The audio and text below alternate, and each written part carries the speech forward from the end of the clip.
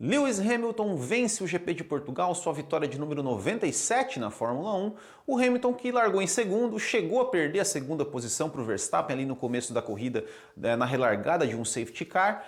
E depois passou o Verstappen e depois também na pista passou o Valtteri Bottas. Conseguiu fazer uma sequência de voltas rápidas e abriu uma vantagem confortável para que ele não fosse mais ameaçado. Em segundo, Max Verstappen, que passou o Hamilton no começo, mas depois perdeu a posição e ficou muito tempo atrás, preso atrás do Valtteri Bottas e só conseguiu recuperar a segunda posição, alcançar a segunda posição, depois da parada do Bottas. O Verstappen parou primeiro, o Bottas parou na volta seguinte, voltou com pneus mais frios, deu uma escorregadinha e o Verstappen se aproveitou e passou pela segunda posição, assumiu a segunda posição, mas não conseguiu chegar em Lewis Hamilton. E o Valtteri Bottas, que largou na pole position e chegou apenas na terceira posição. Foi uma corrida bem mais ou menos, né? Depois tivemos essas duas ultrapassagens, né, que na verdade foram ali muito na base do DRS. Aliás, a corrida toda teve muitas ultrapassagens com base em DRS, né? Sem luta, sem briga, né?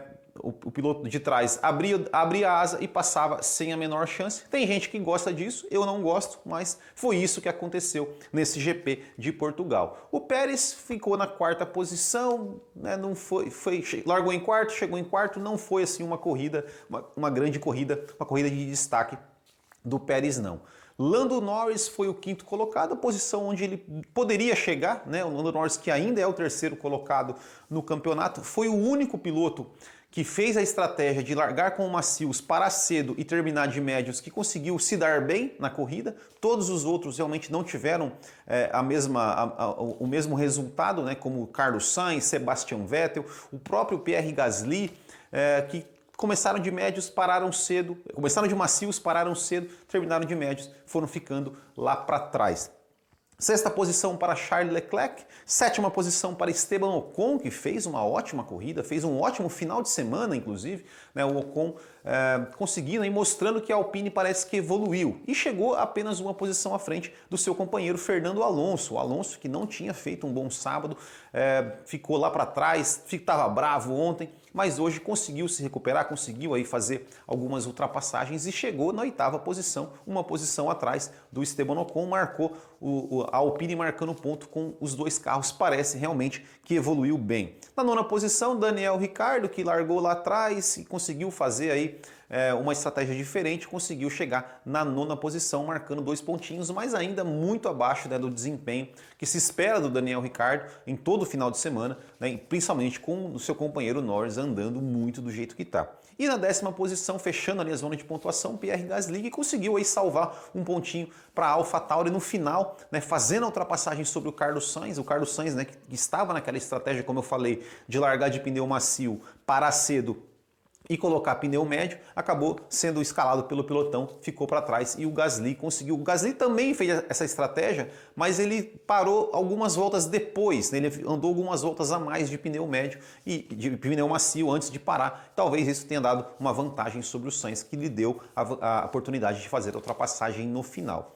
Os demais carros fizeram a estratégia muito de pneu médio. Quem largou de pneu médio usou os pneus duros, que pareceu realmente ser a melhor estratégia. Decepções da corrida ficaram, né, por conta... A AlphaTauri, vamos dizer, né, foi uma decepção, não teve um bom desempenho nesse final de semana, mas o Gasly ainda conseguiu salvar um ponto. Agora o Tsunoda não apareceu na corrida, a gente não viu, né, o Tsunoda fazendo nada de relevante.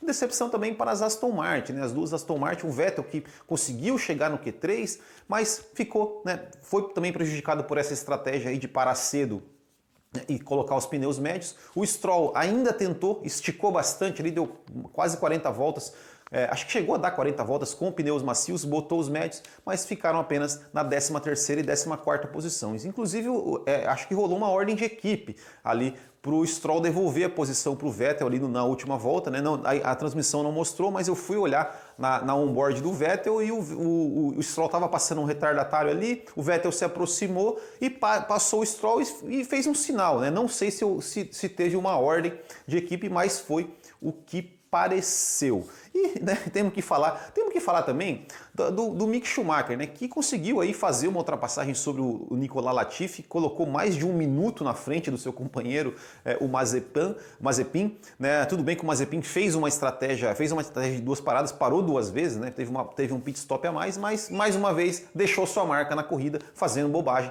né? Não ignorando as bandeiras azuis aí e atrapalhando totalmente o Sérgio Pérez, que na ocasião era o líder da prova e tomou 5 segundos de punição. E o George Russell, né, que chegou a fazer um bom treino, largou na 11ª posição, mas na corrida realmente foi engolido e ficou lá para trás. Então é isso, amanhã 7 da noite temos o nosso podcast onde nós vamos analisar todos os destaques da corrida, mas foi uma corrida bem mais ou menos, né? Eu não gostei tanto assim da corrida, como as 2 primeiras foram boas. Tivemos essa corrida que não teve tantas emoções, teve muita ultrapassagem com o DRS, mas é isso aí. Amanhã a gente vai comentar um pouco mais sobre ela a partir das 7 da noite. Então, até lá, grande abraço a todos, até o próximo e tchau!